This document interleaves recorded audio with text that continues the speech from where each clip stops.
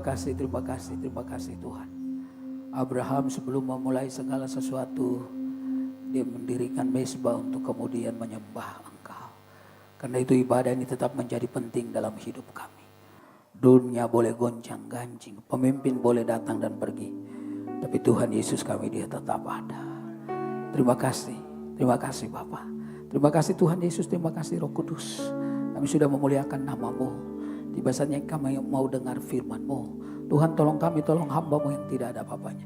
Segala kuasa kegelapan roh jahat dalam bentuk apapun juga yang coba mengintervensi kami. Ketika kami mau mendengarkan kebenaran firman-Mu, kami bersahati menolak melumpuhkan kuasanya. Dalam nama Tuhan Yesus. Dan di dalam nama Tuhan Yesus kami berdoa dan siap untuk mendengarkan firman-Mu. Haleluya, katakan sama-sama. Amin. Amin.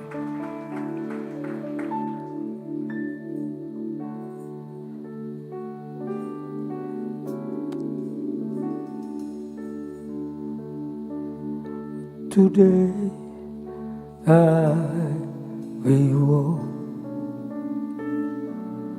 with my hands in God. Today I will trust in Him and not be afraid. For He will be there. For He will be there every moment to share on this wonderful day. He has made.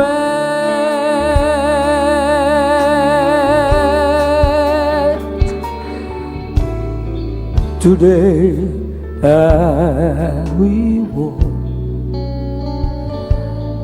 with my hands in God. Today I will trust in Him and not be afraid. For He will be there.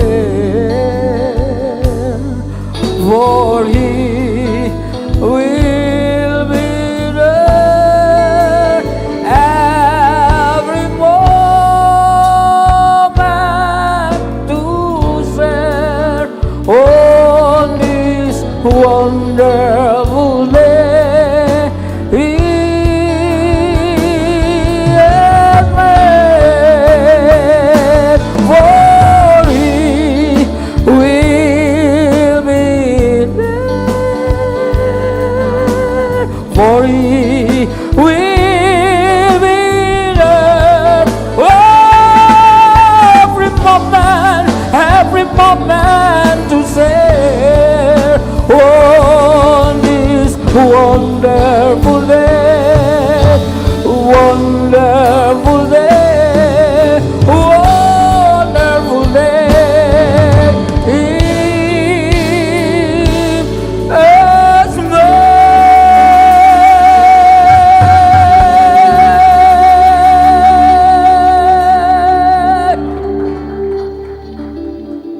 Puji Tuhan. Hari ini hari yang indah bukan saudaraku yang terkasih. Puji Tuhan kita bersama-sama mau melihat kebenaran firman Tuhan. Merisi buku teman-teman. Domo arigato. Terima kasih banyak. Saya mau bilang oyasumi nasai itu selamat tidur saudara-saudara yang terkasih. Puji Tuhan. Puji Tuhan di gereja yang luar biasa teman-teman pemusiknya. Jemaat yang begitu ramah. Saudara yang terkasih membuat ibadah ini lebih bergairah lagi. Nah, tingkatan orang Kristen itu ada beberapa tingkatan. Tingkatan yang pertama itu pengikut. Saudara, dia ikut orang kemana, makanya kalau dia dengar ada hamba Tuhan siapa khotbah di gereja di sana ke situ dia ikut. Itu pengikut saudara yang terkasih. Tapi tingkatan yang kedua itu saudara yang terkasih adalah murid. Akar kata dari disciple itu adalah disiplin. Jadi murid itu biasa tinggal di tempat. Apapun yang terjadi tetap tinggal. Orang mau bilang di sana musiknya lebih bagus. Di sana penyanyi lebih banyak. Di sana hamba Tuhannya hebat-hebat. Enggak. Pokoknya gereja itu hebatnya bukan karena musik saja. Bukan karena hamba Tuhan saja. Tetapi karena Yesus yang jadi kepala gereja. Saudara-saudara yang terkasih. Karena itu gereja sebesar apapun kalau cabut Yesus dari sana. Maka gereja itu hanya merupakan perkumpulan-perkumpulan orang saja. Karena itu saudara-saudara yang terkasih kita mesti tertanam jadi murid supaya belajar dan terus belajar. Anda kalau buka sosial media Anda bingung. Yang satu ngomong ini, satu ngomong ini, satu ngomong ini. Nggak usah jauh-jauh tentang berjemur pada waktu COVID. Saya baca tiga dokter dengan 3 saran yang berbeda. Dokter yang pertama berkata kalau jemur itu paling bagus. Matahari baru terbit itu yang paling bagus. Ada yang berkata enggak jam 10 itu yang paling bagus. Karena tidak terlalu panas. Tetapi ada yang berkata enggak. Jemur yang paling bagus itu bayangan tidak ke depan, tidak ke belakang, tidak ke kanan, tidak ke kiri. Anda mau ikut yang mana saudara? Kita bingung semua saudara-saudara yang terkasih. Tetapi belajar sama guru agung. Belajar sama sahabat kita dari Nazaret. Yang namanya Yesus Kristus. Enggak pernah bingung. Bahkan orang bingung ditenangkan. Marilah kepadaku kata Yesus semua yang letih lesu berbeban berat. Aku memberikan kelegaan kepadamu. Saudara hari-hari ini orang napasnya enggak panjang. Karena hidup susah saudara yang terkasih. Apalagi kalau anak-anak masih kecil. Tekanannya makin banyak. Istri kan rata-rata saudara belajar tentang ilmu kejaksaan. Artinya menuntut. Saudara-saudara yang terkasih. Menuntut dari calon dari suami. Jadi napas kadang-kadang. Saudara yang terkasih tapi percayalah ada Tuhan yang menolong kita. Makanya senang tadi saya keluar dari toilet lihat anak-anak kecil yang hampir sama tinggi dengan saya itu sekolah minggu saudara. Oh Anda ketawa itu gak enak, Anda ketawa itu gak enak. Mereka sekolah minggu, dari kecil sekolah minggu saudara. Di Amerika, jauh sekali ceritanya. Di beberapa gereja itu ada orang-orang besar juga sekolah minggu. Jadi mereka sekolah minggu 1 jam, habis itu mereka minum, makan kue lalu mereka ibadah raya. Makanya tetap belajar terus. Menjadilah manusia pembelajar. Andreas Hareva pernah menulis itu saudara. Dia adalah seorang motivator pertama jauh sebelum motivator yang lain. Dia menulis buku itu dan buku itu dipakai di UI, dipakai di BPK dan seterusnya. Dia sarjana hukum sekolah hukum, saudara-saudara yang terkasih fakultas hukum di UGM. Enggak tamat saudara-saudara yang terkasih. Tapi dia punya buku, dipakai di mana-mana. Saya mau bilang begini, apalagi orang yang di dalam Tuhan. Di dalam Tuhan itu, Anda boleh enggak sekolah tinggi, tapi Tuhan pakai Anda. Belajar sama murid-murid, pemungut cukai, saudara nelayan. Tapi jangan lupa mereka belajar di kaki Tuhan, bersama dengan Tuhan. Jadi saudara, kalau saya Yesus, saya pecat. Rata-rata saya pecat. Barangkali cuma yang Yohanes barangkali, karena dia dekat. Wah yang namanya Petrus awal-awal itu dia. Awal-awal saya pecat dia saudara yang terkasih. Karena Petrus itu otaknya selalu, sama mudi dia. Dia kalau lagi senang, Anda pemimpin pujian belum suruh berdiri, dia udah berdiri. Kalau dia nggak suka pemimpin pujian suruh duduk, dia nggak duduk-duduk. Suruh berdiri, dia nggak berdiri-berdiri. Itu Petrus saudara, mudi banget saudara yang terkasih. Selalu ikut suasana hati. Tapi Petrus menjadi orang yang hebat kan di tangan Allah. Pengkhotbah besar saudara yang terkasih. Sekali berkhotbah ribuan orang bertobat. Karena itu saya percaya saudara semua orang bisa dipakai oleh Tuhan. Belajar sama Tuhan. Tapi ada jenis yang ketiga saudara pengikut. Yang pertama pengikut, yang kedua murid. Tetapi yang ketiga adalah utusan Kristus. Utusan Kristus. Saudara ini agak lebih berat saudara. Lebih berat saudara. Kan kita saya termasuk yang bertobat melalui Yesaya 6 ayat 8. Inilah aku Tuhan, utuslah aku. Tapi seringkali kita bilang ini saya Tuhan, utuslah dia, jangan aku. Saudara-saudara yang terkasih. Nah kita orang Kristen harus siap untuk diutus kemana saja. Tadi pagi Pak Gembala kesaksian tentang tergerak Tuhan gerakan beliau untuk kemudian mengajak tim misi untuk berkunjung ke sebuah tempat di Teluk Naga ya. Yang percayalah tidak ada naganya lagi, hanya teluknya. Saudara-saudara yang terkasih dan melihat sebuah gereja. Nah ini saya suka kalau gereja itu pelayanan misi itu jalan saya senang. Saya khotbah teriak-teriak di gereja-gereja besar tentang misi. Tapi nggak ada yang tergerak saudara-saudara yang terkasih. Saya baru pulang dari Maluku Utara saudara-saudara yang terkasih. Karena waktu bulan Desember saya dengan keluarga berlibur ke Halmahera ke kampung saya. Saudara-saudara yang terkasih. Dan saya menemukan bertemu dengan seorang pendeta yang sudah pensiun. Baru stroke 2 tahun. Jadi kita sama-sama alumni stroke saudara. Saya 3 tahun lalu, dia 2 tahun lalu. Lalu dia bergumul dengan sebuah gereja, enggak besar, 6x8. Belum selesai gereja itu udah lebih dari 10 tahun bangunnya. Tidak selesai karena tidak ada dana. Saya bilang Pak doakan Karena saya akan ke Jakarta pulang dan saya bilang beberapa teman-teman saya. Dan saya cerita, lalu kemudian singkatnya saudara-saudara yang terkasih, kumpul dana dan kemudian bulan Juni tanggal 2 saya pergi ke sana untuk mendoakan. Gerejanya sudah jadi, mereka bisa beribadah. Saudara yang terkasih, jemaatnya itu adalah orang tadinya yang nomaden. Kalau Anda tahu dengan tobelo ada, kalau ibu-ibu kalau yang suka ada goyang tobelo itu saudara yang terkasih ada lagu yang ya gitu, nggak usah diajarin itu nggak boleh saudara yang terkasih. Itu daerah itu ada suku namanya suku Tugutil, itu orang-orang asli Tobelo itu. Nah mereka ini yang dilayani, mereka nomaden, tinggal di bawah pohon 3 hari mereka pindah lagi. Jadi pendeta ini punya hati bahwa mereka di satu kampung, nah kemudian mereka gereja di sebuah tempat yang sangat tidak layak. Karena itu sekarang mereka sudah ada di sebuah tempat. Nah hati kita mesti seperti itu. Seperti Yesus yang melihat orang berdosa. Dia nggak bilang, aduh kamu ini harusnya nggak usah dilahirkan. Bikin kacau saudara-saudara yang terkasih. Saya percaya setiap orang masih hidup. Proses Tuhan masih terjadi dalam hidup mereka. Bapak Ibu yang terkasih dalam Tuhan. 2 Korintus 5 ayat 20. 2 Korintus 5 ayat 20. Jadi khotbah harus pakai ayat. Jangan sampai Anda pikir ini khotbah dari mana ini. Saudara-saudara yang terkasih. 2 Korintus 5 ayat 20 Alkitab berkata. Jadi kami adalah utusan Kristus. Seakan-akan Allah menasihati kamu dengan perantaran kami. Dalam nama Kristus kami meminta kepadamu. Memohon kepadamu. Mengemis kepadamu. Berilah dirimu didamaikan dengan Allah. Saudara-saudara yang terkasih, hari ini khotbah saya adalah tentang saya utusan Kristus. Paulus berkata kami waktu itu mewakili murid-murid yang pertama, mewakili rasul-rasul yang pertama. Tapi saya mau lagi mempertegas itu bahwa kami itu bukan saja rasul-rasul yang pertama, tetapi kami itu termasuk saudara dan saya. Menjadi utusan Kristus. Saudara jangan salah paham, jangan saudara pikir saya sedang membuat Anda untuk tertarik semua jadi pendeta. No. Bukan. Anda bisa tanya sama saya, kalau pemusik jadi pendeta, penyanyi jadi pendeta, pengusaha jadi pendeta, pejabat jadi pendeta, petani jadi pendeta, nelayan jadi pendeta, pendeta jadi apa? Udah pasti jadi banyak. Saudara-saudara, udah pasti jadi banyak. Tapi bukan itu poinnya saudara. Anda boleh jadi apa saja, tapi tetap menjadi utusan Kristus.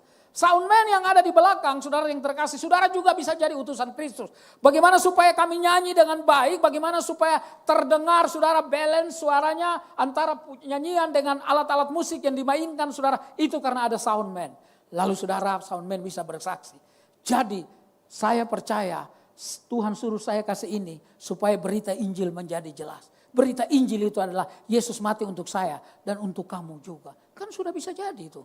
Saudara yang terkasih, aduh betapa saya yakin dan percaya tidak ada orang yang bodoh. Saudara tidak ada orang yang bodoh. Mungkin Anda kalau ikutin kasus Vina Cirebon, ada yang ngikutin saudara yang terkasih. Saya suka dengan logika-logika hukum jadi saya suka ikut.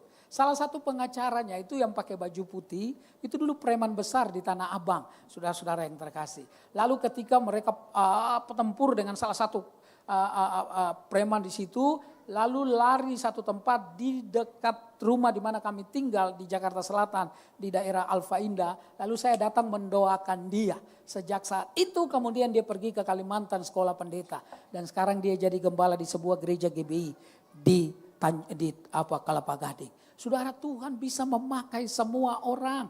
Tuhan bisa, karena itu Bapak Ibu yang terkasih, kalau menjadi utusan Kristus harus ada upaya yang serius. Nggak boleh main-main, nggak boleh basa-basi. Ayat 11 berkata begini, Paulus ngomong, kami tahu apa artinya takut akan Tuhan. Karena itu kami berusaha meyakinkan orang. Takut akan Tuhan ini bukan seperti ibu-ibu yang malam-malam dia mau ke belakang. Lalu dia bangunin suaminya, Pak tolong antar aku ke belakang. Loh biasanya kamu nggak minta diantar sendiri. Enggak, tadi sebelum aku tidur aku nonton film horor, film setan-setan. Aku jadi takut. Oh itu bukan takut yang seperti itu. Bukan saudara. Ini takut yang ada hubungan dengan ayat yang ke-10. Karena ayat 10 berkata sebab kita semua harus menghadap tata pengadilan Kristus. Supaya setiap orang memperoleh apa yang patut diterimanya sesuai yang dengan dilakukannya dalam hidup ini. Baik ataupun tidak berguna sebenarnya bahasa aslinya. Jadi hidup ini sama-sama baik menjadi orang Kristen. Tapi ada hidup yang berguna, ada yang tidak berguna. Artinya ada hidup yang maksimal, ada hidup yang dipergunakan untuk memuliakan Tuhan. Ada yang cuma jadi penonton. Bahkan kadang-kadang komentator. Tadi pagi saya bilang waktu Inggris melawan Spanyol itu saudara yang terkasih. Spanyol menang 2-1, betul ya. saudara-saudara yang terkasih. Tapi yang saya paling suka nonton komentator Indonesia kalau mengkomentari. Dia bisa menyalahkan pelatih-pelatih kelas dunia begitu. Kadang-kadang saudara yang terkasih, di gereja juga begitu. Ada orang saudara yang terkasih, mulai protes pemain musik, protes penyanyi, protes para pelayan, protes pengkhotbah. Lalu kita bilang begini, mari ganti kami main musik, mari ganti kami nyanyi. Oh enggak, saya cuma bagian protes aja. Silakan yang main-main terus. No. Dalam pelayanan mari kita bergandengan tangan ambil bagian masing-masing.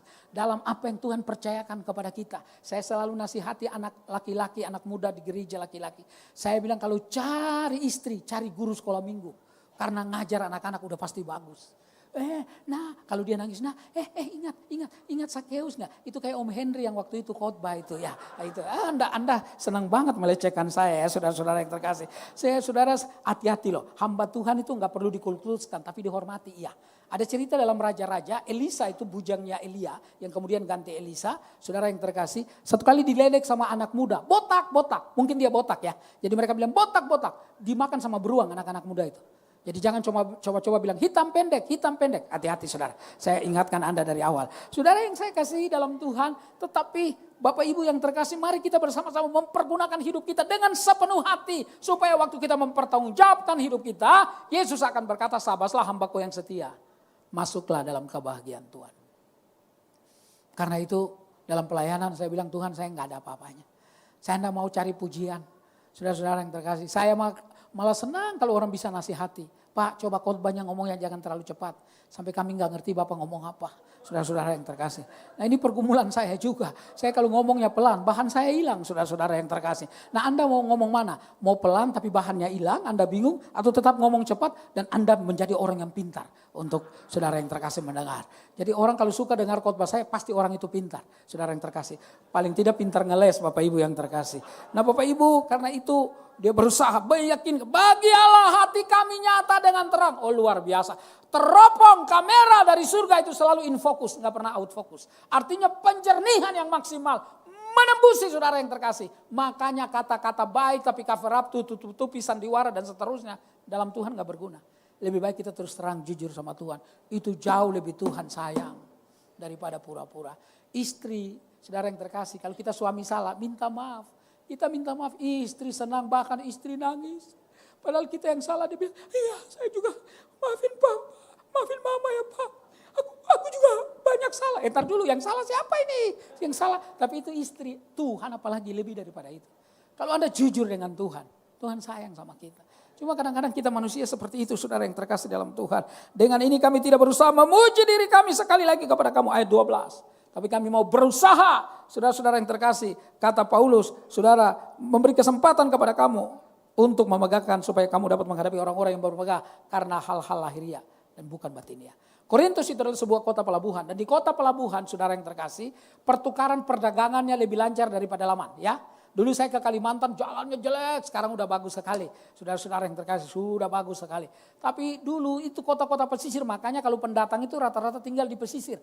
Kenapa? Karena pertukaran perdagangannya, dulu kan transportasinya lebih laut kan. Saudara, jadi perdagangan, nah begitu perdagangan maju, ekonomi orang mulai naik. Pendapatan orang mulai naik. Lalu orang mulai lihat orang lain dari pendapatannya. Dari apa yang dia punya. Wih bagus lah. Mantap ini gereja di sini semua hebat loh. Mobil-mobilnya wah. Aduh yang di sana itu nggak ada mobil itu. Sudah jalan kaki semua kurang mantap. No. Bapak Ibu yang terkasih dalam Tuhan. Paulus mau berkata bangga dengan hal-hal batinia. Apa itu? Harta yang gak pernah habis-habisnya. Yesus Kristus harus menjadi kebanggaan kita di atas kebanggaan-kebanggaan yang lain. Semua yang kita punya itu cuma sarana. Semua yang kita punya itu cuma pelengkap. Kalau hari ini Anda punya jabatan yang bagus. Hari ini Anda punya ekonomi yang bagus. Secara intelektual Anda pintar dengan baik-baik. Itu cuma sarana. Tuhan mau dengan apa yang kita miliki itu kita pakai untuk memuliakan Tuhan. Kalau semua orang melakukan itu. Wah gak ada. Saudara-saudara yang terkasih yang orang merasa bahwa dia gak diterima. Orang merasa gak diterima. Bapak Ibu yang saya kasih dalam Tuhan. Jadi saudara yang saya kasihi, sesungguhnya membanggakan Yesus lebih dari segalanya. Itu yang Tuhan mau. Itu yang Tuhan mau. Saudara-saudara yang saya kasih, ketika kita membiarkan Yesus yang muncul, Yesus yang terlihat, dan kita tidak usah ditampakkan, saudara, itu kesukaan daripada Tuhan. Menjadi alat di dalam tangan Tuhan, selalu ingat kita cuma alat, kita cuma alat. Waktu saya masih baru menikah dengan istri saya dan saya gabung dengan gembala waktu itu namanya Pendeta Yusuf Roni. Lalu saya ditugaskan untuk menjadi ketua praise and worship. Kami punya 70 singers, kami punya 3 band yang saya rekrut datang rumah ke rumah. Saudara-saudara yang terkasih untuk mereka bisa melayani Tuhan dengan baik. Satu kali kami mau pergi ke Palembang, ada sekitar 40 pengusaha yang bersama-sama. Dan waktu rapat sekitar 2 kali itu, saya lihat para pengusaha di kantong-kantongnya masing-masing. Ada bolpen yang teksturnya sama, di atasnya ada putih-putih. Kalau nggak merah muda ada yang hitam atau ada yang warna abu-abu. Saya tanya di toko, mahal sekali bolpen itu. Lalu saya pikir saya pengen punya bolpen itu. Apa yang saya lakukan? Saya ke emperan di terminal Blok M. Itu ada yang jual bolpen itu. Tapi nggak ada putih-putihnya di atas. Harganya cuma 6.000. Saya beli 1. Lalu otak saya berpikir apa ya? Oh, tip X. Saya ambil tip X, saya taruh beberapa kali di atas dan persis dengan bolpen itu. Saya masih ingat kemudian saya pergi ke bandara 2 jam delay pesawatnya. Di ruang tunggu seorang majelis agak lebih tua di atas 60 tahun. Waktu itu dia lihat saya dan dia berkata, Pak Henry sekarang diberkati Tuhan. Saya bilang tanya kenapa? Bapak pakai Mont Blanc sekarang. Mont Blanc itu kan itu bahasa Perancis katanya gunung putih saudara yang terkasih. Saya bilang, saya buru-buru tutup kantong saya karena saya takut ketahuan. Saudara yang terkasih. Lalu Bapak Ibu yang terkasih dalam Tuhan, karena topik pembicaraannya sudah ke arah yang lain, saya lepaskan perlahan-lahan. Dalam hati saya, selamatlah jiwaku. Tiba-tiba seorang majelis lebih muda, tinggi anaknya, dia nggak ngomong apa-apa, tangannya ke depan kantong saya, lalu dia cabut, lalu dia bilang, Mont Blanc kok garisnya tidak teratur. Lalu dengan kukunya dia buat begini, terkelupas semua saudara yang terkasih. Karena memang itu tip X. Lalu seorang bapak yang punya 3 Mont Blanc, dia cabut 1 dan berkata, Pak Henry ini saya kasih 1 untuk bapak. Tapi itu bukan poinnya. Poin yang saya mau ngomong, semahal-mahalnya bolpen itu. Kalau tidak dipergunakan, nggak ada artinya. Tapi walaupun bolpen itu murah, kalau dipergunakan, artinya luar biasa. Tahukah Anda dan saya berarti itu karena Tuhan mau pakai kita. Ayo mari berlomba-lomba untuk dipakai oleh Tuhan. Berhenti jadi penonton, berhenti jadi komentator. Tapi ambil bagian dalam pelayanan. Tanya sama gembala, tanya sama hamba Tuhan. Apa yang saya bisa bantu? Saya mau di dalamnya, saya mau ikut. Karena begitu Anda setia dalam satu hal, Tuhan percayakan hal yang lain. Tuhan percayakan hal lain, Tuhan percayakan hal yang lain. Bapak Ibu yang terkasih di dalam Tuhan, karena itu dalam kehidupan saya tidak mau hitung-hitungan dengan Tuhan. Saya mau belajar setia. Setia itu penting, ya. Setia itu penting. Ayat 13 berkata, saudara, sebab jika kami tidak menguasai diri. Dalam terjemahan lain Paulus berkata, kalau saya sudah gila itu karena untuk Tuhan. Hebat loh orang ini. Hebat. Orang ini bukan orang bodoh saudara. Oh dia di atas rata-rata semua anak muda waktu itu. Saudara-saudara yang terkasih dalam Tuhan hebat, pintar banget. Gurunya Gamaliel sekolah di sekolah Tiranus. Saudara-saudara yang terkasih pintar sekali. Tetapi begitu dia kenal Yesus dia berkata segala sesuatu yang tadinya kuanggap hebat itu sampah. Supaya Yesus yang dimuliakan. Bapak Ibu yang terkasih di dalam Tuhan. Karena itu saudara, waktu stroke 3 tahun lalu dan kemudian saya udah bisa jalan. Saya bilang Tuhan saya mau pergi. Saya mau pergi. Waktu zaman COVID saya dengan istri dengan anak-anak diundang ke Cirebon kemana kami pergi saudara. Itu kami di kamar karena COVID waktu itu nggak ada yang keluar saudara. Nggak ada yang mau kenal orang saudara. Dalam hati saya seperti ada di negara lain saudara-saudara yang terkasih. Dan kami beli meja pingpong kecil yang 90 kali 60 kali 120 itu taruh dalam kamar, kami main di kamar saudara supaya tetap fit saudara-saudara yang terkasih. Bapak Ibu yang saya kasih dalam Tuhan, karena itu ketika saya sudah mulai lepas tongkat, saya duduk di kursi roda pun saya sudah khotbah waktu itu. Bapak Ibu yang terkasih, waktu selesai khotbah, karena mulut tetap puji Tuhan gak bengkok, lidah gak pelo. Saudara waktu saya khotbah itu ibu-ibu selesai khotbah datang, Pak Henry kenapa? Saya bilang saya habis sakit stroke, aduh Pak gimana ceritanya begini. Baru mereka mulai sedih, ibu-ibu mulai nangis, dia bilang suaminya dompet mana Pak, dompet. Dia mulai isi taruh. Saya begitu saya lihat dompet uang masuk, saya cerita lagi, lebih sedih lagi di sini dompet. Wah, masuk banyak saudara yang terakhir. Mantap itu, mantap. Memang orang-orang yang merantau jauh ini otaknya mesti jalan cepat saudara yang terkasih. Untuk mengambil kesempatan. Nah, saya bercanda. Nah itu, tapi yang awal memang dikasih. Tapi Bapak Ibu yang terkasih maksud saya saudara-saudara yang terkasih dalam Tuhan. Tuhan sudah tolong saya keliling. Doakan saya awal bulan tanggal 7, tanggal 8 saya KKR di Manado. Saya baru pulang dari sana dan mereka ada satu gereja baru, mereka dengar saya, mereka bilang, Pak ulang tahun kami ke-19 kami mau undang Bapak. Jadi tanggal 7, tanggal 8 saya khotbah di sebuah gereja di Manado saudara yang terkasih 2 hari KKR. Bapak Ibu yang terkasih dan saya percaya Tuhan itu dia luar biasa. Tadi saya cerita saya ke Kalimantan, waduh itu luar biasa, melelahkan sekali. Tapi Tuhan berikan saya kekuatan. Pulang dari Kalimantan saya baru 1 minggu, saya sudah pergi ke Poso, saudara yang terkasih. Dari Palu saya ke Poso naik Susi Air, pesawat yang kecil yang cuma muat 12 orang itu. Saya bilang sama pilotnya yang orang negro itu. Saya bilang, Anda enggak takut bawa pesawat sekecil ini? Dia bilang, takut apa? Ini kalau jatuh pemerintah enggak cari. Lu kenapa enggak dicari?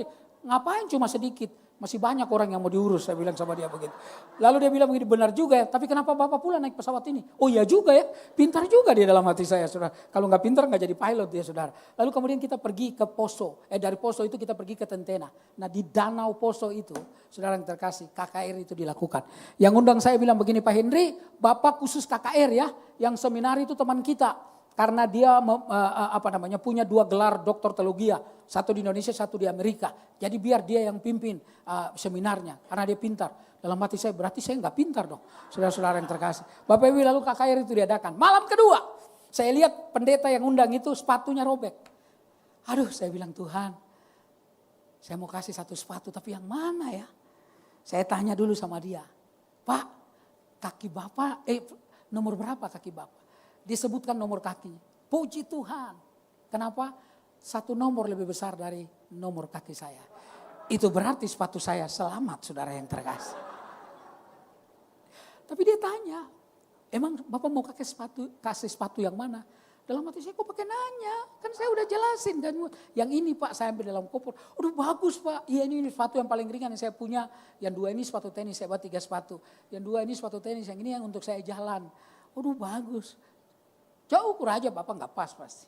Dia ukur betul nggak pas. Ini orang Manado hamba Tuhan. Temannya orang Sangir bilang, coba ngana buka dulu. Buka di tali-tali. Bikin longgar semua, bikin longgar. Longgar dari depan sampai ke belakang. Dan dia buat longgar, begitu masuk pas.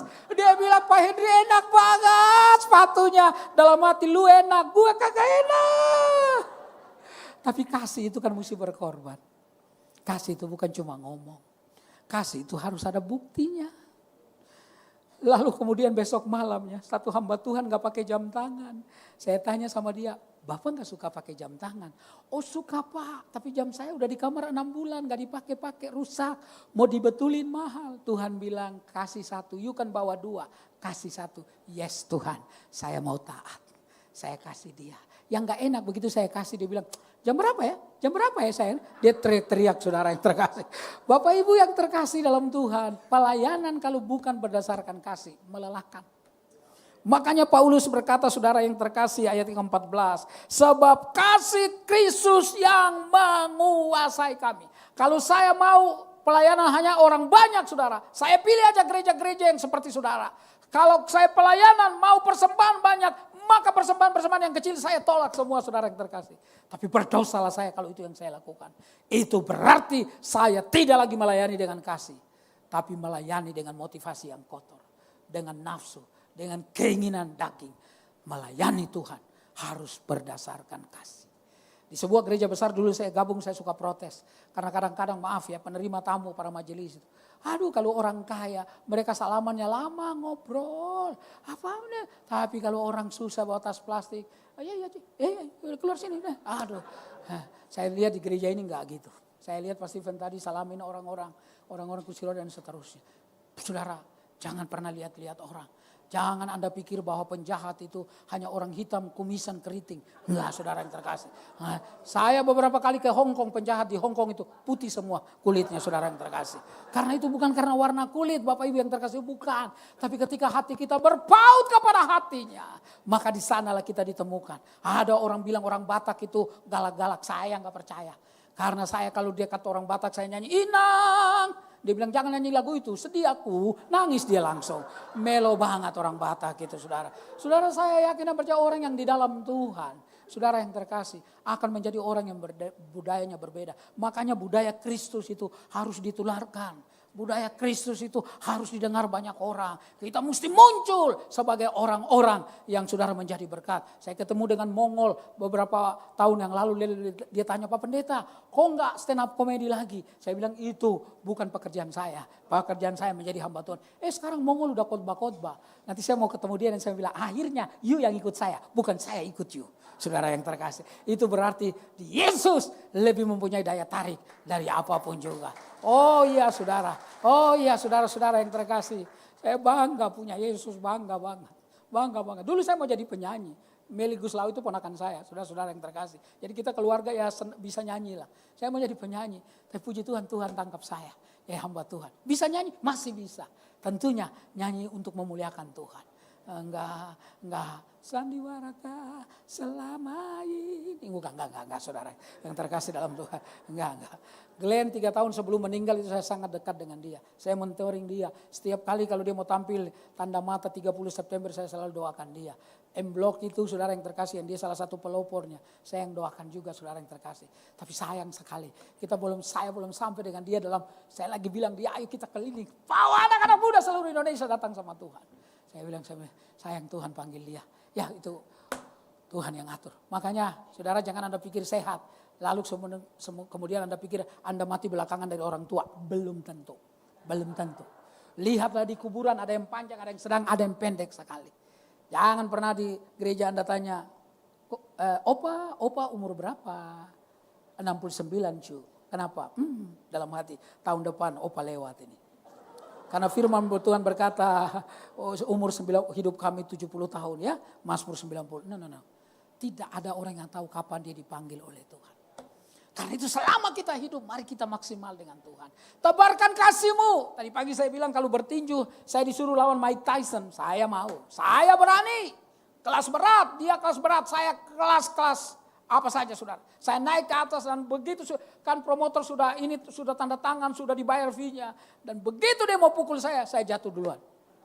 Karena kalau saya biarkan dia pukul saya, bukan saja benyok, mati saya saudara yang terkasih.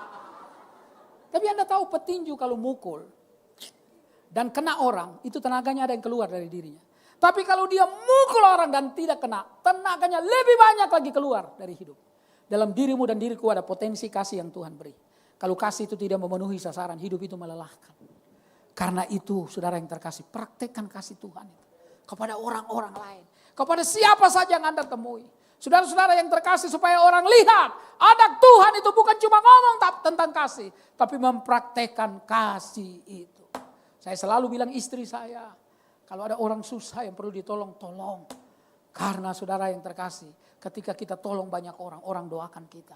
Kalau Anda tolong saudara-saudara yang terkasih, orang-orang yang butuh pertolongan mereka doakan. Karena itu menurut saudara yang terkasih survei di Amerika Serikat, perusahaan-perusahaan besar, bank-bank besar bisa tutup. Tapi yayasan yang membantu kemanusiaan tidak pernah tutup. Karena Allah sayang dengan manusia. Allah sayang dengan orang-orang. Saudara, mari kita tebarkan kasih itu kepada banyak orang. Pelayanan berdasarkan kasih itu menyenangkan. Enggak pernah melelahkan. Ada teman saya bilang, Pak Henry kok bisa ya? Bapak sudah stroke, tapi masih bisa nyanyi, masih bisa khotbah. Dan bisa KKR di daerah-daerah 3 hari. Tidurnya malam hari. Karena kalau saya KKR biasanya anak-anak muda akan kumpul. Kita ngobrol sampai jam-jam di atas jam 12 malam saudara yang terkasih. Bicara apa saja, tapi akhirnya saya mendoakan mereka. Supaya mereka jadi hamba Tuhan. Salah satunya di Kalimantan. Waktu saya ketemu saudara di gereja mereka. Bapaknya bilang bapaknya gembala sidang. Bapaknya bilang aduh anak saya ini saya sudah doakan lama. Tapi kalau ke gereja lagi puji-pujian dia di luar ngerokok. Padahal dia bisa main musik. Habis itu baru dia masuk. Selidik punya selidik memang komunikasi dengan bapaknya. Bapaknya ini saudara-saudara yang terkasih dalam Tuhan. Enggak bisa cair dengan orang. Susah sekali untuk senyum. Nah waktu dia ketemu saya, dia mulai agak bisa senyum saudara-saudara yang terkasih. Saya bilang Pak hidup itu nikmati. Lalu ketika anaknya ikut satu kali saya pimpin retret di satu tempat anak-anak muda. Sekitar 1.000 orang kumpul. Lalu saya bicara khusus dengan dia. Saya doakan dia. Saya bilang kamu mau jadi apa? Saya pengen jadi seperti papa jadi hamba Tuhan. Tapi dia bilang saya begini. Saya bilang Tuhan tidak pernah lihat latar belakangmu. Asalkan kamu betul-betul bertobat. Tuhan bisa ubah kamu. Lalu saudara-saudara yang terkasih, lama kita nggak ketemu sekitar 6 tahun. Satu kali saya khotbah di Kuningan. Selesai saya khotbah, saudara, ada satu anak muda datang yang main drum. Dia datang, dia bilang, Om Henry masih ingat saya. Saya tanya, kamu? Oh, kamu? Iya Om, sekarang saya lagi studi, sudah tingkat 3. 1 tahun lagi saya selesai jadi sarjana teologi. Saya bersyukur sama dia waktu itu. Sebab Tuhan tidak pernah kekurangan cara untuk menarik orang datang kepada dia. Bapak Ibu yang terkasih di dalam Tuhan. Karena itu mari kita melayani dengan kasih. Ayat yang ke-17. Jadi siapa yang ada di dalam Kristus, ia adalah ciptaan baru. Yang lama sudah berlalu, sesungguhnya yang baru sudah datang. Saudara-saudara yang terkasih dalam Tuhan, Anda gak bisa suruh orang lain berubah kalau Anda sendiri gak berubah. Karena itu kesaksian kita akan menjadi lebih dahsyat. Kalau saudara yang terkasih ada perubahan yang terjadi. Orang bilang begini, wah kamu sekarang hebat ya. Saya tahu dulu kamu pelitnya luar biasa. Kalau kamu mau makan sama teman-teman kamu hitung-hitungan. Makan jangan banyak ya, cukup sekian aja. Bahkan orang bayar kamu gak pernah bayar. Ada orang yang begitu loh, rajin ngajak kita tapi gak rajin bayar. Ada saudara-saudara yang terkasih. Nah, ada teman saya 2 pendeta, itu kelihatan banget. Yang satu dia biasanya suka bayar. Tapi yang satu ini jarang bayar. Nah kali ini dia bilang dia yang bayar. Tapi di depan kasir dia cabut dompet lama banget saudara. Jadi teman saya yang biasa bayar, udah gue bayar lagi katanya saudara yang terkasih. Bapak Ibu yang terkasih di dalam Tuhan. Saya sangat percaya kalau kita berubah. Orang lain akan lihat, luar biasa. Dulu kamu pelitnya, aduh persembahan aja kamu pirit-pirit. Sudah 50.000 kamu tukar 10.000. Jadi persembahannya 3 kali kamu 10 ya 20 kamu pakai untuk minum. Pelit banget kamu. Padahal kalau kamu makan di atas 30.000 pelit banget kasih untuk Tuhan. Sekarang kamu berubah ya. Sekarang 50.000, 100.000. Hari ini persembahan akan naik ini. Sesudah saya khotbah ini saudara yang terkasih. Bapak Ibu yang terkasih dalam Tuhan harusnya begitu. Ya saya selalu mikir kalau saya makan aja 50.000, masa saya kasih persembahan sama. Harusnya lebih daripada itu saudara yang terkasih. Pak Steven gak ngomong apa-apa sama saya. Enggak ngomong. Tapi ini saya khotbah di mana-mana saya bilang, kasih yang terbaik untuk Tuhan. Harus begitu Bapak Ibu. Yang terbaik untuk Tuhan Bapak Ibu. Jangan sampai kita untuk Tuhan yang sisa-sisa. Karena itu tukang permen dulu paling suka jualan di depan gereja. Karena dia tahu ada bapak-bapak, ibu-ibu yang dia mau tukar uang. Karena ada gereja tertentu yang persembahannya 5. Kantongnya ada 5 saudara yang terkasih. Jadi Bapak Ibu yang terkasih di dalam Tuhan. Saya mau bilang mari kita berubah hidup kita. Berubah supaya anak kita akan bilang begini. Pap, saya mau jadi kayak papa kalau anak laki-laki. Kalau anak perempuan bilang saya mau jadi kayak mama. Karena mama itu nice banget. Papa pulang dia nggak rogoh kantong papa. Tapi dia siapkan teh, dia siapkan minuman. Di atas meja dengan kue. Kata orang tua, hati suami itu ada di meja makan. Jadi kalau istri-istri bisa melayani dengan baik. Lalu anak laki-laki akan bilang saya kayak papa. Karena papa itu luar biasa. Tiap hari dia ngomong ke mama sayang. Tiap hari dia ngomong mama sayang. Sampai papa udah umur 70 tahun masih ngomong mama sayang. Saya tanya kenapa papa begitu sayang ini mama tiap hari ngomong sayang. Jangan keras-keras. Papa udah lupa nama mama. Saudara-saudara yang terkasih. Bapak Ibu yang terkasih di dalam Tuhan. Saya berdoa supaya kita orang yang jujur di hadapan Tuhan. Ayat 20 berkata, jadi kami adalah utusan Kristus. Saya akan Allah menasihati kamu dengan perantaran kami dalam nama Kristus. Kami meminta kepadamu, berilah dirimu didamaikan dengan Allah. Saudara yang terkasih dalam Tuhan, menjadi utusan itu ada 3 yang Tuhan kasih. Yang pertama ada mandat yang Tuhan percayakan kepada kita. Ada tugas yang Tuhan percayakan kepada kita. Kenapa gereja ini didirikan? Karena ada tugas yang Tuhan percayakan kepada gereja. Menjadi kepanjangan tangan daripada Tuhan Yesus. Saudara-saudara yang terkasih. Untuk membawa orang kepada Tuhan. Digembalakan, dipimpin, dimuridkan. Lalu kemudian diutus. Saudara-saudara yang terkasih. Jadi ada tugas yang Tuhan kasih. Setiap kita anak-anak Tuhan ada tugas. Orang tua ada tugas untuk mendidik anak-anaknya dengan baik. Mengajarkan mereka tentang hidup takut akan Tuhan. Ada tugas anak-anak muda. Firman Tuhan berkata bersinarlah kamu di tengah-tengah dunia ini bagaikan bintang. Saudara-saudara yang terkasih. Jadi saya berdoa kita ini adalah sebuah tim yang utuh di dalam tangan Tuhan. Pelatih kita adalah Yesus Kristus. Dan dia gak pernah salah. Saudara yang terkasih. Dia buat Anda dan saya menjadi maksimal. Jadi ada tugas. Pergilah kamu jadikan semua bangsa muridku. Itu tugas daripada Tuhan Yesus yang dia kasih kepada kita. Tetapi yang kedua ada pendampingan daripada Tuhan. Anda nggak pernah sendirian saudara yang terkasih. Ada Tuhan yang menolong Anda. Satu kali saya pergi ke Kalimantan Barat. saya pimpin KKR ibu-ibu, ada sekitar 500 orang. Ini gereja memang banyak. Mereka dari beberapa gereja mereka kumpul, gereja-gereja desa, mereka datang lalu mereka beribadah. Di suatu pagi, di jam 10 pagi ada semacam seminar dan KKR. Saudara-saudara yang terkasih di dalam Tuhan, saya mandi dan sesudah saya mandi, Bapak Ibu yang terkasih dalam Tuhan, ada pendeta yang masuk ke kamar saya dan berkata, "Pak, ada tamu yang cari Bapak." Lalu dia kasih tahu, tamu itu tadinya Kristen, sekarang gak Kristen lagi. Oke, saya keluar. Lalu saya keluar, dia taruh golok di samping kanan dari tempat duduknya. Lalu dia bilang begini kepada saya, "Pak, Bapak ini yang mau khotbah ya nanti ya?" "Iya, khotbah baik-baik ya, nadanya dinaikkan." Oh, saya tahu dia sedang mengancam saya. Saya tanya sama dia, "Bapak biasa bawa parang?" Dia bilang, "Iya." Saya tanya, "Kapan Bapak bawa parang?" "Waktu saya ke kebun dan kalau ada orang mau macam-macam, dia naikin lagi nadanya." Oh, saya bilang dia lagi ngancam saya. Saya bilang, "Pak, lihat saya baik-baik.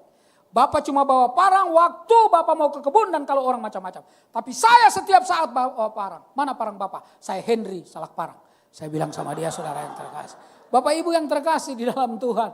Ancaman-ancaman begitu saudara. Belum ancaman-ancaman kuasa kegelapan. Itu banyak sekali. Tapi ada Roh Kudus yang mendampingi Anda.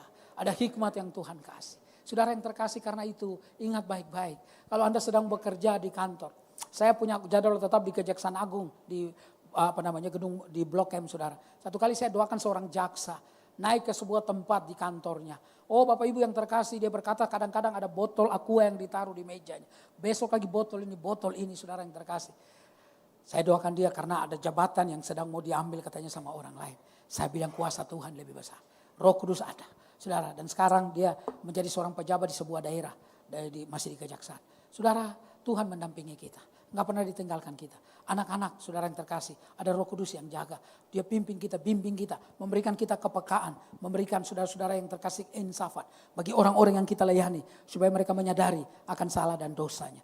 Dan saudara-saudara yang terkasih dalam Tuhan, karena itu saya yakin dan percaya, saudara, Tuhan mendampingi kita. Mungkin kita sederhana. Saya tentang hamba Tuhan yang sederhana, saya ingat ada seorang abang beca di Solo. Saya kuliah di Jogja, pelayanan saya di Solo. Saudara-saudara yang terkasih dalam Tuhan, Solo ke Jogja itu kurang lebih 1,5 jam. Saudara yang terkasih, lalu saya pergi ke sana di hari Jumat dengan teman saya, kami buka sebuah pos pelayanan di perumahan Abang Beca itu. Banyak yang berkumpul itu ibu-ibu dan anak-anak muda, anak-anak remaja wanita, bapak-bapak 1-2 orang. Di mana-mana saya lihat selalu ada ibu-ibu yang paling banyak. Saudara-saudara yang terkasih. Lalu Bapak Ibu yang terkasih dalam Tuhan, kami selalu naik sebuah beca. Tukang beca ini namanya Pak Walidi. Lalu saudara yang terkasih di atas beca dia sambil genjot, dia suka nyanyi. Lalu dia antar kita, dia jemput lagi dan dia bilang, "Pak, lagu-lagunya enak-enak ya, boleh nggak sekali-sekali saya ikut?" "Oh boleh," kami bilang, boleh, ikut aja. Kami tahu dia bukan orang Kristen, tapi dia bilang dia mau ikut ya Kak. Dia minta, silakan dia ikut. Lalu dia ikut, saudara-saudara yang terkasih, dia senang sekali. Satu kali, karena kita udah akrab, waktu dia lagi genjot becanya, saya bilang, "Pak, gantian yuk, saya yang genjot becanya." "Oh jangan Bapak, kenapa nggak boleh saya genjot? Bapak kakinya pendek, nanti kita jatuh," katanya. Kurang ajar saudara. Lalu Bapak Ibu yang terkasih, satu kali dia bilang, "Pak, boleh nggak saya ikut ibadah?" "Boleh." Lalu dia ikut ibadah. 2 bulan kemudian saudara, dia terima Tuhan Yesus, dia dibaptis. Dan karena dia punya ijazah, hanya ijazah SMP, dia sebuah sekolah teologi dengan ijazah teologi. Kalau SMA nanti dapat sarjana teologi, saudara-saudara yang terkasih. Lalu dia buka sebuah pos pelayanan, dia melayani. 3 tahun, Tuhan kasih 400 orang hadir di dalam gereja. Keren banget saudara, ajaib banget. Kenapa? Ada Roh Kudus. Yang ketiga, yang terakhir, saudara yang terkasih. Tuhan mengutus kita sebagai utusan. Ada kuasa di dalam. Ada kuasa di dalamnya. Ada kuasa di dalamnya. Saya ingat beberapa gereja GBI dan beberapa gereja yang lain buat sebuah yayasan untuk membantu orang-orang, saudara-saudara yang terkasih yang kena bencana. Satu kali saya diajak pergi ke Nias untuk ada KKR di Nias. Ada bencana di Nias dulu, saudara dengar, saudara yang terkasih, yang tanah terbelah begitu. Lalu pergi ke sana Bapak Ibu yang terkasih. Waktu saya mau KKR hari itu, jam 4 sore, teman-teman itu mereka doa keliling. Saya masih ingat, Nias Selatan, namanya Gomo. Di daerah itu teman-teman bilang, "Pak Henry, Bapak gak usah ikut ya. Kami mau keliling, mau doa keliling. Bapak siap aja karena nanti jam 6 kita akan ke tempat KKR itu." Setengah 6 mereka sudah kembali, lalu siap-siap dan kita pergi ke sebuah sekolah dasar, di depannya ada lapangan kecil. Kumpullah sekitar saudara 600-700 orang di lapangan kecil itu. Lalu kemudian pemimpin pujian dan giliran saya khotbah. Waktu saya khotbah, saudara habis baca Alkitab saya khotbah. Saya biasa dulu saudara-saudara yang terkasih sepanjang stage itu saya akan jalan ke kanan, saya akan jalan ke kiri saudara yang terkasih. Secara sound system suara enggak punya pengaruh saudara besar kecilnya. Tapi maksudnya secara psikologi saya bisa dekatin orang-orang. Face to face tatap mereka. Dan saya mulai khotbah. Tapi hari itu saya mau jalan ke kanan berat sekali, jalan ke kiri berat sekali. Kaki saya seperti dipasung, saudara yang terkasih tertanam, enggak bisa bergerak. Saya bilang, oh ini ada sesuatu yang enggak beres. Saya mulai doa, Tuhan Yesus tolong. Tuhan Yesus, saya mulai doa. Sambil khotbah saya mulai doa. Sambil khotbah saya mulai doa. Dan begitu saya mengangkat kepala, betul saya lihat ada seorang bapak dengan celana warna krem, saya masih ingat baju putih, tangan pendek, dia lihat saya, orangnya besar saudara yang terkasih, badan besar, dia lihat dengan tatapan yang sangat-sangat membenci saya. Tatapan itu bukan berkata, Pak terima kasih, sebentar kita akan salaman, sebentar kita akan foto. Tapi tatapan itu saya akan berkata, lihat Pak apa yang akan terjadi dengan Bapak. Lalu saudara saya mulai doa, saya Tuhan tolong. Dan begitu di atas 5 menit, saudara kaki saya sepertinya terlepas. Saya mulai jalan ke kanan, saya mulai jalan ke kiri. Bicara tentang keunggulan Yesus, keselamatan di dalam Yesus, ketenangan di dalam Yesus. Lalu khotbah dan kemudian saya tantang orang, saya minta satu lagu, Aku berserah. Lalu saya bilang, dengar baik-baik. Di bawah kolong langit ini kata Petrus. Dalam Kisah 4 ayat 12. Tidak ada nama lain yang diberikan yang di dalam yang manusia bisa diselamatkan. Kecuali dalam nama Yesus. Karena itu kalau malam hari ini Anda mau menikmati keselamatan. Mendapatkan keselamatan, ketenangan, kedamaian. Berdiri di tempat, mereka sudah berdiri. Saya bilang, angkat tanganmu dan maju ke depan. Dan mereka mulai angkat dari kanan, mulai maju, dari kiri mulai maju. Dan ketika saya mendengarkan wajah saya melihat Bapa yang tadi menatap saya dengan tatapan yang penuh kebencian. Bahunya terguncang karena menahan isak tangis. Dan dia maju ke depan dan dia jatuhkan badan besarnya di atas kedua lututnya. Berlutut di tanah yang berbecek itu. Lalu saudara dia mulai menangis dan teman-teman mulai datang. Mereka mulai peluk dia, mereka mulai nyanyi, mereka mulai melayani dia. Dan setelah selesai dia dikasih air putih. Dan ini statementnya pertama. Dia bilang tadinya saya mau coba pendeta itu. Apakah ilmu dia lebih kuat atau ilmu saya lebih kuat. Tetapi ternyata ilmu dia lebih kuat. Lalu teman-teman berkata itu bukan ilmu pendeta itu. Tapi ilmu Tuhan Yesus. Yang malam hari ini sudah terima kamu menjadi anak-anaknya. Haleluya saudara yang terkasih. Karena itu buka mata baik-baik. Teman pemusik bisa maju ke depan. Buka mata baik-baik. Buka hatimu baik-baik. Lihat di sekelilingmu. Tuhan mau menjadikan engkau utusan-utusannya. Jangan mati dulu sebelum bawa orang kepada Tuhan. Karena saya percaya itu tugas mulia yang Tuhan kasih kepada kita. Haleluya, haleluya. Terima kasih Tuhan. Terima kasih Tuhan Yesus. Terima kasih Tuhan Yesus. Berikan ku hati seperti hatimu yang penuh dengan belas kasihan. Berikan ku mata seperti matamu memandang tua yang di sekelilingmu. Berikan ku tanganmu untuk melakukan tugasmu. Berikan ku kakimu melangkah dalam rencanamu.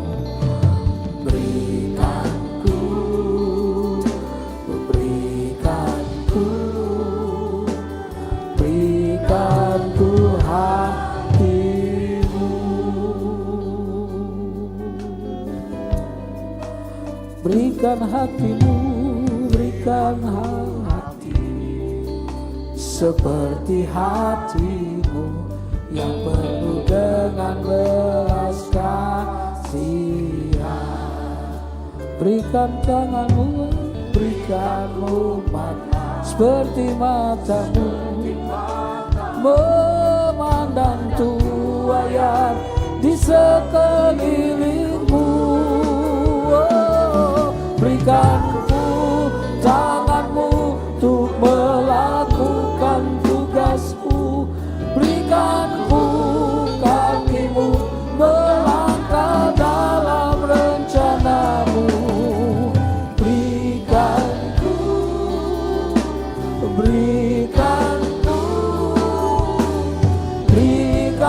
ku hati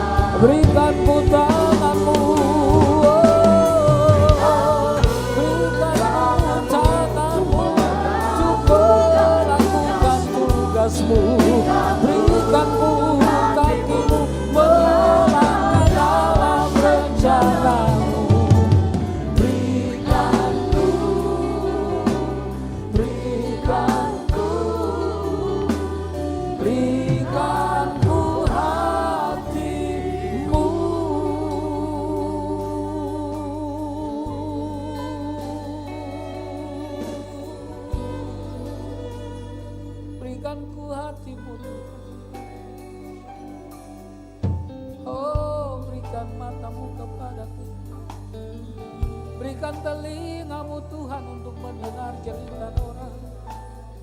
Yesus Tuhan. Tuhan pakai kami semua jadi Allah di dalam Kau.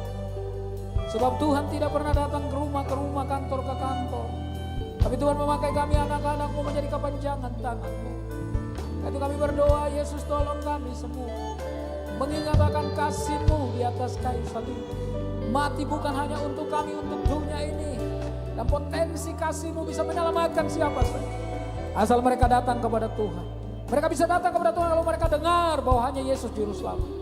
Mereka bisa dengar kalau ada yang bicara kepada mereka. Dan mereka bisa dengar orang bicara kepada mereka kalau ada yang mengutus. Itu apa berdoa gereja ini menjadi gereja yang bermisi. Tidak sekadar menjadi penonton. Tapi mengambil bagian dalam misi Tuhan yang besar. Jadikan kami rantai panjang dalam pelayanan.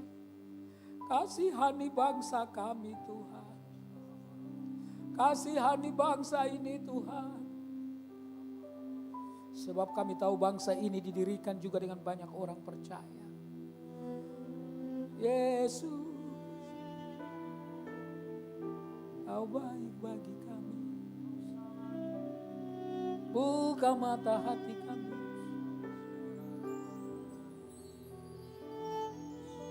Kami enggak hebat. Kami bukan orang-orang yang terkenal barangkali. Tapi bukankah Engkau bisa memakai orang-orang yang sederhana? Asalkan hatinya berpaut dan sungguh berkata, saya mau menjadi alat. Tuhan, pilih anak-Mu satu persatu dalam ruangan. Kami semua berkata kami mau jadi alat di dalam tangan Tuhan.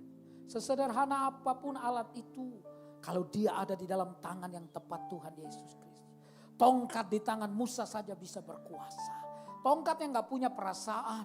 Tapi di tangan Tuhan, Tuhan bisa pakai. Apalagi kami ciptaanmu yang paling mulia. Kami punya banyak kebiasaan dan kami tahu Tuhan bisa memakai kami. Karena itu biarkan hati kami yang rela untuk berkata, inilah kami Tuhan. Hamba berdoa supaya setiap kami jadi alat yang dahsyat di dalam tangan Tuhan. Pakai gereja ini, pakai hamba-hamba Tuhan, pakai tim musik, pakai mereka semua, hamba-hambamu, anak-anakmu dalam gereja ini. Kami menjadi orang-orang yang kemana saja kami pergi. Nama Yesus yang dimuliakan. Ini doa kami Bapa. Ini penyerahan hidup kami. Kami sampaikan ucapan syukur dan permohonan kami. Hanya dalam satu nama. Yesus Kristus Tuhan kami. Haleluya, katakan sama-sama. Amin.